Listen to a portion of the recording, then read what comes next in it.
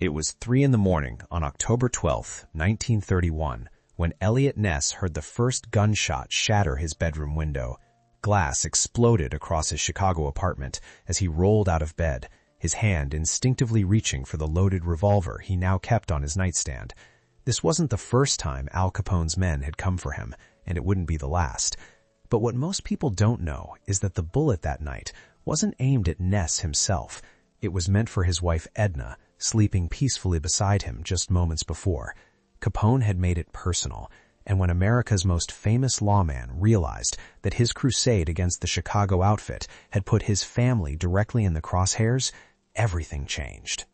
The untouchable agent who had fearlessly raided 30 of Capone's most profitable breweries suddenly found himself sleeping with a gun, checking locks twice, and living in constant terror that the next knock on his door might be the last sound his loved ones would ever hear. Today, you're going to discover the real story behind Eliot Ness and Al Capone, a tale of corruption, revenge, and the devastating personal cost of taking on America's most dangerous criminal empire.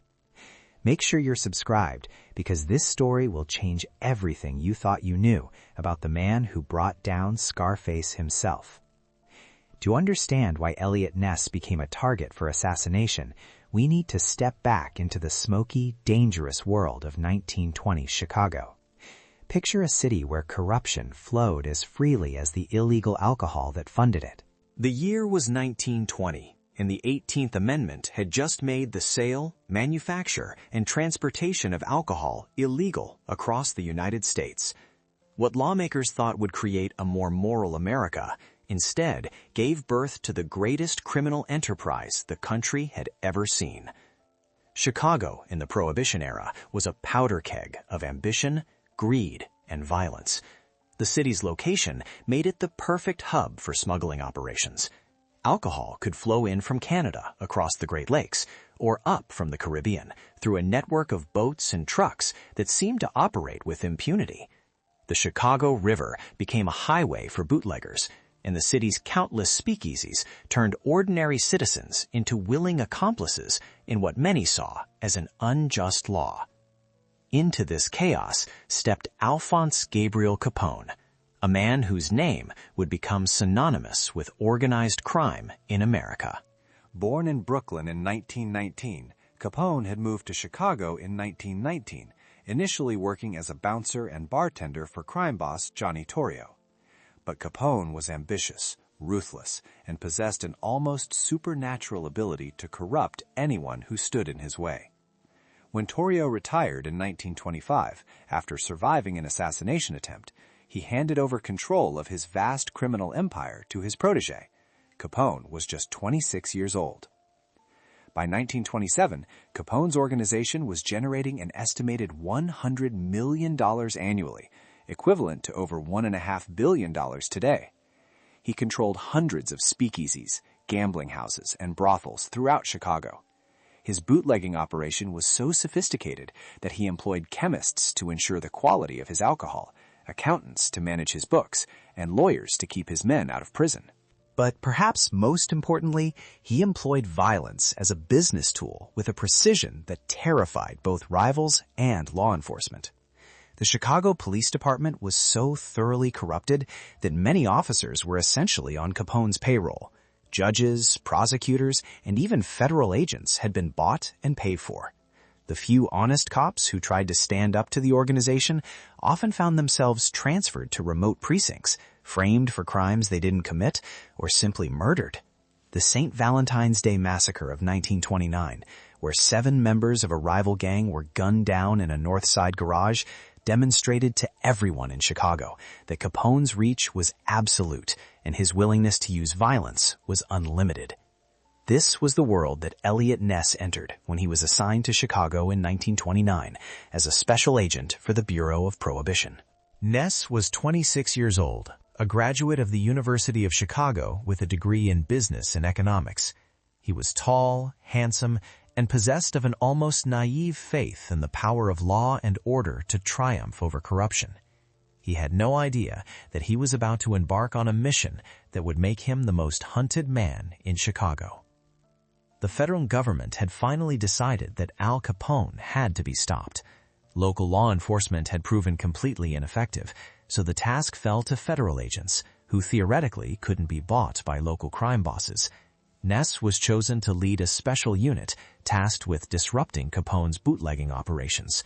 The plan was simple in concept, but extraordinarily dangerous in execution. Find Capone's breweries and distilleries, raid them, destroy the equipment, and arrest anyone involved. Cut off the source of Capone's wealth, and his empire would crumble. But what nobody knew was that Ness was walking into a war where the rules of engagement had already been written in blood. Ness quickly realized that he couldn't trust anyone in the Chicago law enforcement community. Too many people had been compromised, and any information shared with local police would inevitably find its way back to Capone's organization within hours. So he began assembling his own team, carefully vetting each potential member for both competence and integrity. The process was painstaking and dangerous. One wrong choice could result in his entire operation being exposed before it even began. The team that eventually emerged became known as the Untouchables, though they never called themselves by that name. There was Marty Lahart, a tough Irish-American agent who had grown up in Chicago's rough neighborhoods. Sam Seeger, a former police officer who had been forced out of his department for refusing to take bribes. Barney Clunan, an expert marksman who had served in World War I. Lyle Chapman, who understood the technical aspects of distilling better than anyone else on the team, and several others, each chosen for specific skills that would be needed in the coming campaign. The first brewery raid took place on March 11, 1930, at a facility on the south side of Chicago. Ness and his team had spent weeks conducting surveillance, mapping out the building's layout and timing the shifts of the guards. They moved in at dawn, when most of the workers would be at their most vulnerable. The raid was a complete success. They destroyed thousands of gallons of beer and arrested 6 men. But more importantly, they had sent a message that Capone's operations were no longer untouchable. But here's where it gets interesting. What Ness didn't realize was that Capone had been watching him just as carefully as he had been watching Capone's operations. Within hours of the first raid, Capone knew exactly who was responsible and began developing a strategy to neutralize this new threat. Capone's first move was predictable. He tried to buy Ness, just as he had bought so many others. The approach came through intermediaries. Men in expensive suits who appeared at Ness's apartment building or approached him on the street with offers that seemed too good to be true. They offered him money, lots of it. They offered him protection. They offered him a future where he could live comfortably without constantly looking over his shoulder. Ness turned down every offer, sometimes politely, sometimes with barely controlled anger. Each rejection made him more valuable as a symbol of incorruptible law enforcement, but it also made him more dangerous to Capone's organization.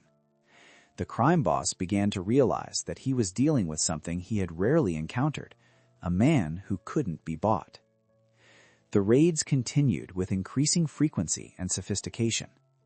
Ness's team developed new techniques for gathering intelligence, often using undercover agents to infiltrate Capone's operations.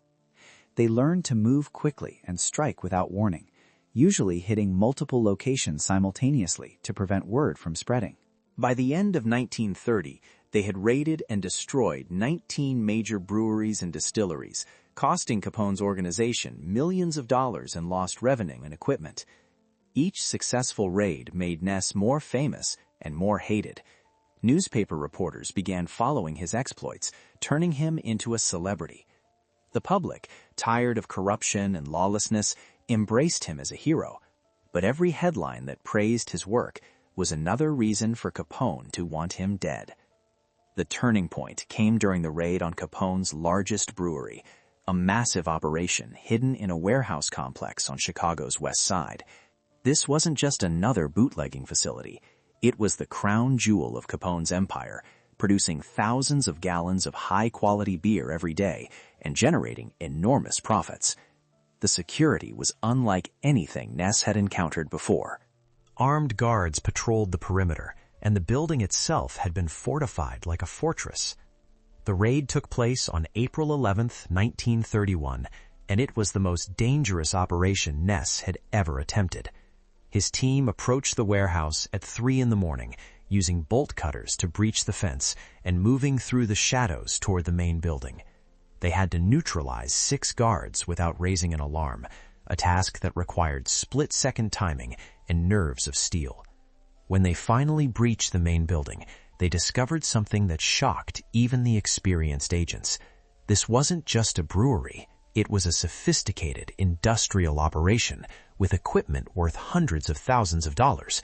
There were massive copper vats, bottling machines, and storage areas filled with thousands of cases of finished beer. But more importantly, they found records that detailed the scope of Capone's entire operation, including the names of corrupt officials and the amounts they were being paid.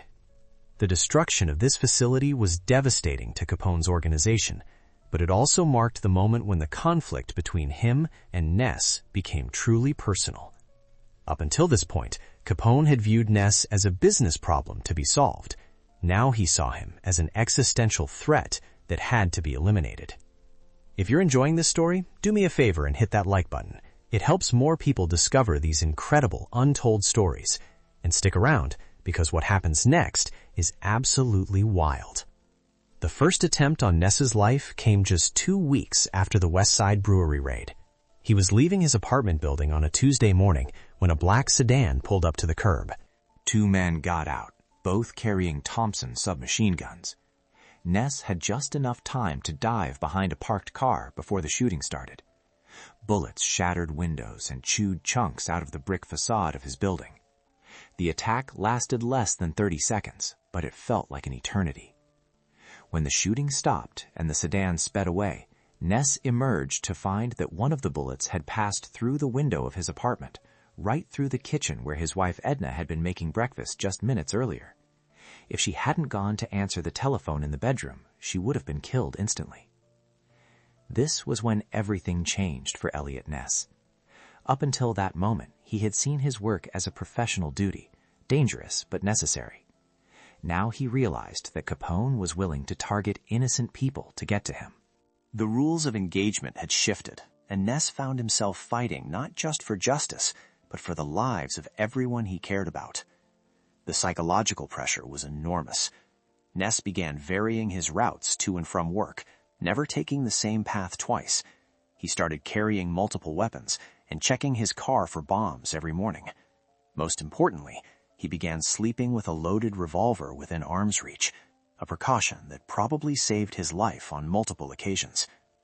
But Capone wasn't finished. The crime boss had studied Ness carefully and realized that the agent's greatest strength was also his greatest weakness, his unwavering commitment to protecting others. If Capone couldn't buy Ness or kill him outright, perhaps he could break him psychologically by making him choose between his mission and the safety of his loved ones. The campaign of terror began in earnest in the summer of 1931. Ness's wife started receiving threatening phone calls at all hours of the day and night. Anonymous letters arrived at their apartment describing in graphic detail what would happen to her if her husband didn't stop his raids. Men began following her when she went shopping or visited friends, never approaching but always visible, always watching. The pressure on their marriage was devastating. Edna Ness had married a federal agent, but she hadn't signed up to be a target for assassination. She begged her husband to request a transfer, to find some way to get them both out of Chicago before it was too late. But Ness felt trapped between his duty and his love for his wife. He knew that if he backed down now, Capone would win, and every other law enforcement officer who tried to stand up to organized crime would know that they could be intimidated into submission. The raids continued, but now each one carried an additional burden of fear. Every time Ness left his apartment for an operation, he wondered if he would return to find that Capone had made good on his threats. Every phone call that went unanswered, every time his wife was late coming home from work, sent waves of panic through him. The psychological warfare reached its peak on September 20th, 1931, during what would become known as the Montrose Avenue incident. Ness and his team were conducting surveillance on a suspected brewery when they realized they were being watched. Capone's men had somehow learned about the operation and had set up their own surveillance. What followed was a deadly game of cat and mouse through the streets of Chicago.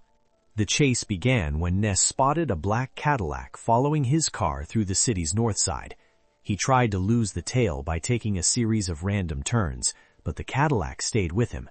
Soon there were 2 cars, then 3, all filled with armed men who were clearly intent on forcing him into a confrontation. The running gun battle that followed lasted over 20 minutes and covered nearly 10 miles of city streets. Bullets shattered storefront windows and sent pedestrians diving for cover. Ness's car was hit multiple times, and he could hear the engine beginning to sputter as radiator fluid leaked onto the hot pavement. He knew that if his car died, he would be trapped and almost certainly killed. In desperation, he drove straight to the nearest police station, hoping that even corrupt cops wouldn't allow a gun battle in front of their own building. The strategy worked. The pursuing cars peeled off when they saw the police station, but not before one of the gunmen shouted a message that chilled Ness to the bone. "We know where she works. We know where she shops. We know where she sleeps." That night, Ness made the most difficult decision of his career. He sent his wife away from Chicago, arranging for her to stay with relatives in a distant state where Capone's reach couldn't extend. It was supposed to be temporary, just until the heat died down, but both of them knew that their marriage might not survive the separation. With his wife safe, Ness threw himself into his work with renewed fury. The raids became more frequent and more aggressive. His team hit 7 breweries in a single week, destroying equipment worth over $1 million. They began targeting not just production facilities, but also the transportation networks that moved Capone's alcohol throughout the city. The most spectacular raid took place on October 17, 1931, at a brewery hidden beneath a seemingly legitimate furniture store. Ness's team had discovered the location through weeks of careful surveillance, watching as trucks loaded with furniture entered the building, but left noticeably lighter. The brewery was accessed through a hidden entrance in the store's basement, and the operation was so sophisticated that it included its own electrical system and ventilation. When the raid began, Ness's team found themselves in the middle of what was essentially an underground factory. The brewery was producing over 1,000 gallons of beer per day, and the quality was so high that it was being sold in some of Chicago's most exclusive speakeasies. The destruction of this facility was a devastating blow to Capone's organization, but it also triggered the most dangerous retaliation yet. Capone's response was swift and terrifying. Instead of targeting Ness directly, he went after the agent's extended family. Ness's elderly parents received death threats. His brother, who worked as a baker and had nothing to do with law enforcement, found his shop vandalized and his customers intimidated. Even distant relatives found themselves under surveillance by men who made no effort to hide their intentions. The message was clear. Ness could protect his immediate family by sending them away, but Capone's reach extended to everyone he cared about. The crime boss was willing to wage war against an entire family tree to stop one federal agent. This was the moment when Ness truly understood what he was up against. He wasn't just fighting a criminal organization. He was fighting a man who viewed violence as a business tool and who had no moral boundaries whatsoever. The realization was both terrifying and liberating. If Capone was willing to target innocent people, then Ness had no choice but to use every weapon at his disposal to stop him. The final phase of their conflict began in November 1931, when Ness received intelligence about Capone's most important brewery, a facility so secret that even most of his own organization didn't know its location. This wasn't just another production facility. It was Capone's personal brewery, the place where he produced the high-quality alcohol that he served to politicians, judges, and other VIPs who needed to be impressed or corrupted. The brewery was hidden in an abandoned factory complex on the outskirts of the city, protected by more security than some government buildings. Capone had invested enormous resources in making this facility impregnable, surrounding it with armed guards and early warning systems that would alert him to any approaching threat.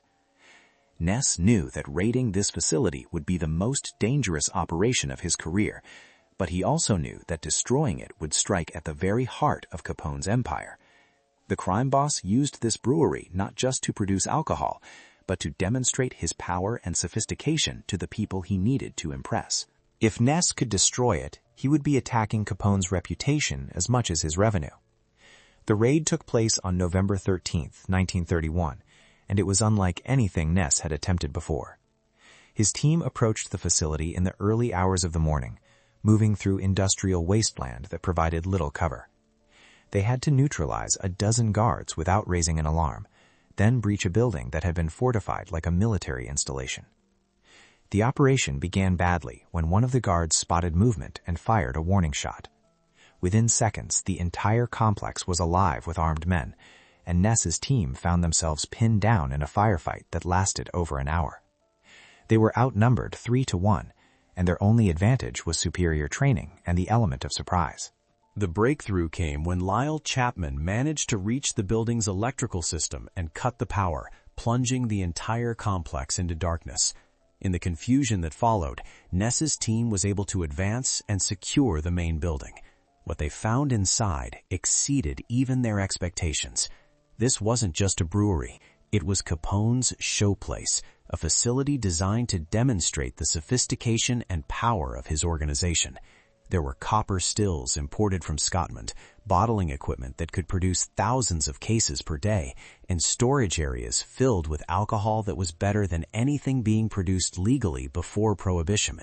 But the most important discovery was a safe containing records that detailed the corruption payments Capone had been making to dozens of officials throughout Chicago and beyond. These documents would eventually become crucial evidence in the tax evasion case that would finally bring down the crime boss. The destruction of this facility was devastating to Capone's organization, but it also triggered the most personal and vicious retaliation of the entire conflict. Capone had lost more than just another brewery. He had lost face, and in his world, that was almost worse than losing money. The final assassination attempt came on December 3, 1931, and it was the closest Ness ever came to death. He was returning to his apartment after a late meeting when he noticed that the building seemed unusually quiet. The doorman who usually greeted him was nowhere to be seen, and the lobby lights had been dimmed. Ness drew his revolver before entering the building, a precaution that probably saved his life. As he stepped into the lobby, he saw movement in the shadows near the elevator. 3 men emerged, all carrying weapons, all clearly professionals who had been waiting for him. The gunfight that followed was brief but intense. Ness dove behind the lobby's marble reception desk as bullets shattered the glass doors behind him. He could hear the gunmen moving to flank him, and he knew that his position was untenable. In desperation, he shot out the lobby's remaining lights, plunging the area into near-total darkness. In the confusion that followed, Ness managed to work his way toward the building's rear exit, firing carefully aimed shots to keep the gunmen pinned down. He could hear them communicating with each other, trying to coordinate their movements to trap him. But Ness had grown up in Chicago and knew the building's layout better than the assassins. He escaped through a service entrance that led to an alley behind the building, but not before hearing one of the gunmen speak into a radio. "Target escaped. Repeat, target escaped." The phrase chilled him because it suggested that this wasn't just a random assassination attempt. It was a coordinated operation with backup plans and multiple escape routes.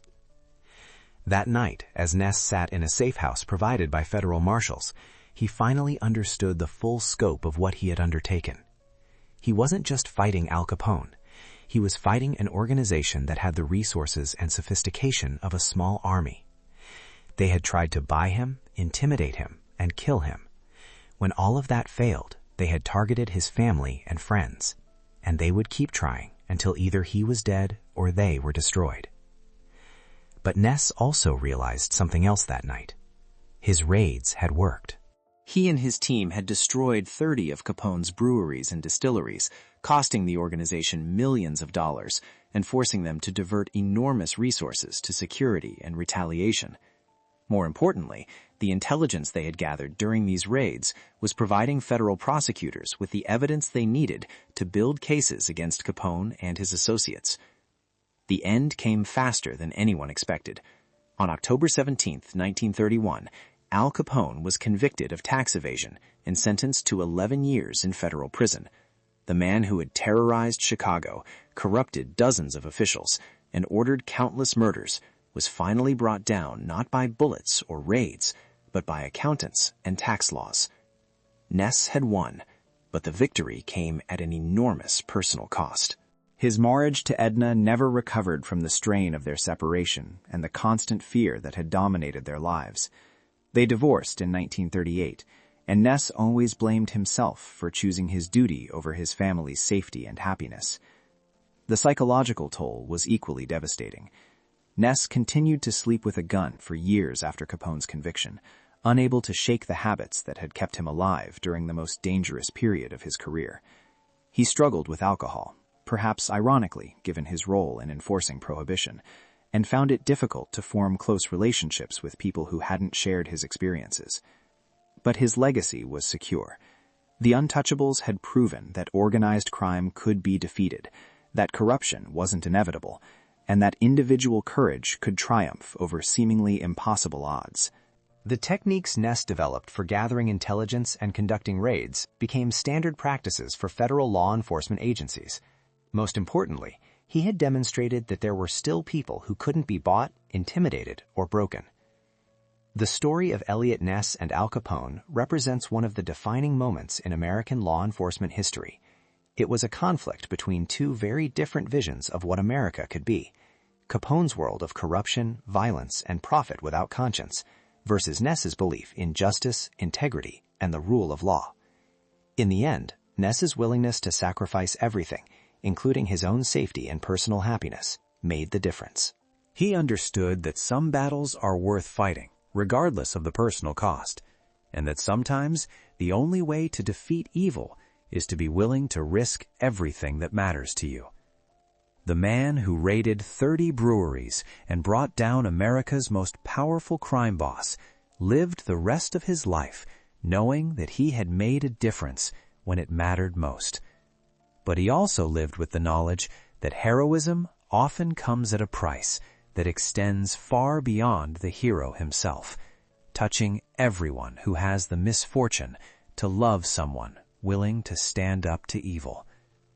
If this story amazed you, make sure you're subscribed with notifications on. We are bringing you these deep dives into history's most fascinating moments every single week. Drop a comment and let me know what you thought. Should Ness have prioritized his family's safety over his mission? What would you have done if you were in his position? And next week, we're covering the incredible story of how a single photograph brought down one of the most powerful political machines in American history. The corruption was so deep that it reached all the way to the White House, and the photographer who exposed it paid a price that will shock you. You won't want to miss it.